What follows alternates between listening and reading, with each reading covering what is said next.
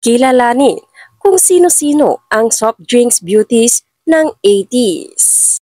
Muling umalingaw-ngaw sa bakuran ng social media ang pangalan ni Pepsi Paloma nang inanunsyo ng controversial na direktor na si Darrell Yap noong October 2024 na gagawa raw siya ng pelikula tungkol sa nangyari sa nasabing 80s star. Kaya naman kasunod nito ay naglitawan din sa iba't ibang online platforms ang pangalan ng mga kapwa star ni Pepsi na sina Coca Nicolas, Mirinda Manibog at Sarcy Emmanuel. Sa katunayan, kinuwestiyon pa nga ni Sarcy ang kwentong pagbabatayan ng pelikula ni Yap gayong wala na raw si Pepsi. Pero bago pa man mauwi sa bangayan ang lahat kung kaninong version ba ng kwento ang dapat paniwalaan. Sino-sino ba muna sina Pepsi, Sarcy, Mirinda at Coca? Bakit binansagan sila sang-ayon sa pangalan ng mga soft drinks? Binuo ng optometrist at talent scout na si Ray De La Cruz ang soft drink beauties noong dekada 80.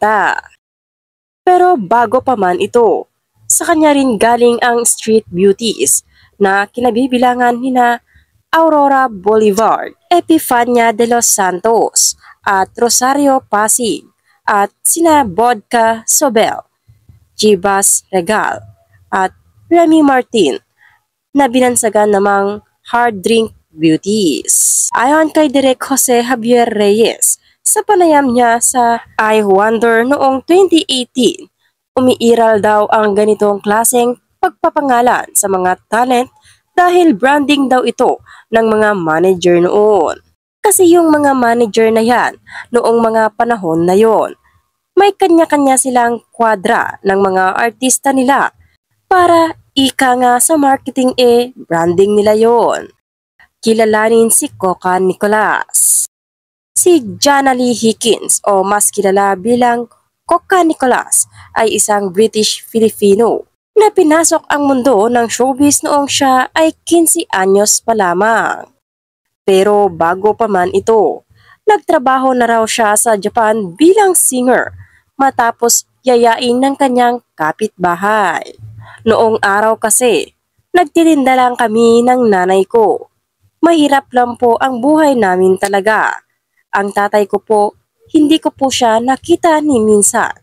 Lahad ni Coca sa eksklusibong panayam sa kanya ni broadcast journalist Julius Babaw. Sa pagpasok ni Coca sa showbiz, sumabak siya sa iba't ibang films tulad ng Snake Sisters. Ngunit gaya ng maraming kwento ng mga artista, nawala ang ningning niya kalaunan. Sa isang episode ng Tunay na Buhay noong 2015, inamin ni Coca na nalulung daw siya noon sa iba't ibang uri ng bisyo tulad ng alak at sigarilyo. Nakatikim din ako ng ipinagbabawal na gamot before pero hindi talaga totally yon ang dahilan kung bakit ako pumayat. Aniya. Kaya naman, isa raw sa mga pinagsisisihan ni Coca ay hindi siya natutong mag-ipon noong mga panahong sagana pa siya sa buhay. Payo pa niya, hanggat mayroon sila, mag-ipon sila. Unahin muna ang sarili nila bago yung iba. Para sa ganoon, pag may ipon sila, mas madali silang makatulong sa kapwa nila. Kilalanin si Mirinda, Mayra Manibog. Tila wala na sa plano ang pag-aartista ni Mirinda Mayra Manibog at masasabi pa ngang pahabol na miyembro siya ng soft drink beauties. Sa panayam ni Mayra sa I Wonder noong 2018, ibinahagi ni Mayra kung paano nagsimula ang karera niya sa showbiz. Ayon sa kanya, mayroon isang cameo role doon sa Snake Sisters that was meant to be for Myrna Castillo. Kaso nagkaroon ng problema on the set and umalis si Myrna sa location. So, immediately they needed a replacement. And that same day, dinala ako ng designer doon sa office ni Tito Ray. So noong nakita niya ako, sabi niya, Okay, halika. Punta na tayo sa shooting. Shooting na agad ako ng 5 years contract.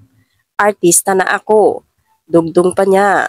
Simula noon, nagtuloy-tuloy ang pagganap ni Myra sa mga pelikula. Dahil dito, nakapagpundar siya para sa sarili at pamilya. Nakapagpatayo ng bahay at nagnegosyo. Pero kalaunan, hindi siya nakaligtas sa trahedyang dulot ng ipinagbabawal na gamot.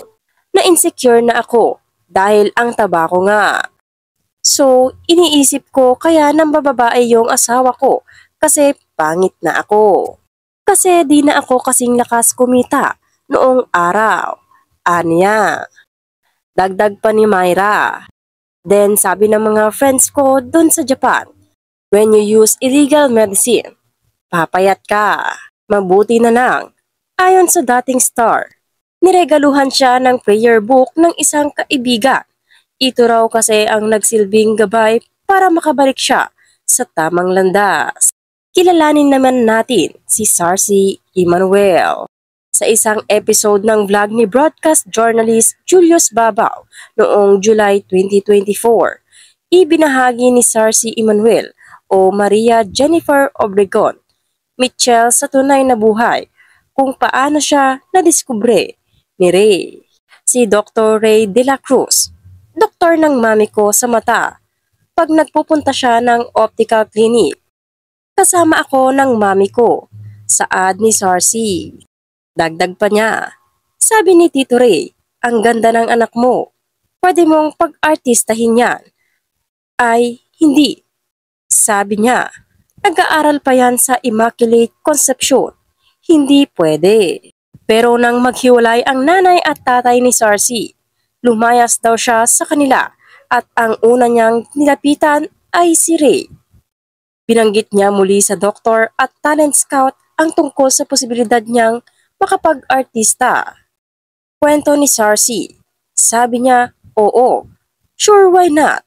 Halika, mayroon gagawin sina Direk Celso at Castillo at Pepsi Paloma. Isama kita. Kaya masasabing pinasok lang ni Sarcy ang showbiz industry. Hindi dahil may pamilya siyang kailangan iahon sa hirap, kundi dahil naghahanap siya ng isang bagay na magsisilbing outlet ng problema niya sa buhay. May kaya kami. Involved sa costume ang mami at daddy ko. Lolo't lola ko. Well off. Lahat kami nasa parochial school. Aniya.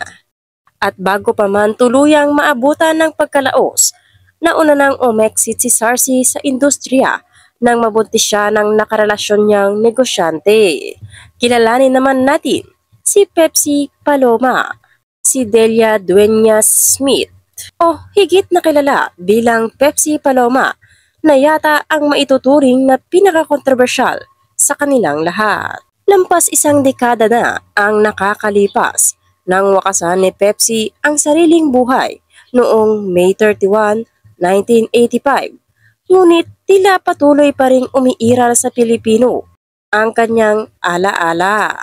Nangyari ang masaklap na buhay ni Pepsi 3 taon matapos pumutok ang isyu ng umano'y ginawa sa kanya nina Richie De Horsey, Vic Soto at Joey De Leon sa isang hotel sa Quezon City.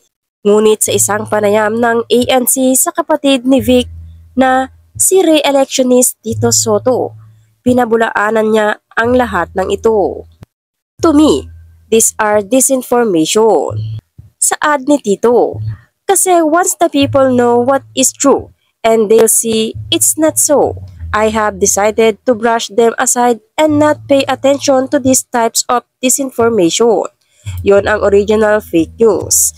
Matatandaang bago mawala si Pepsi, ay iniatras niya ang isinampang kaso laban sa mga personalidad na nabanggit at inamin niyang pinilit lamang daw siyang gawin ang pagdidemanda upang pagkakitaan ang bad publicity. Kaya interesanteng itanong, ang bagong pelikula na bang ito niya ang tutuldok sa isa sa mga matagal ng kontrobersya sa showbiz? O lalo lang itong magsisilang ng mas marami pang tanong sa hinaharap.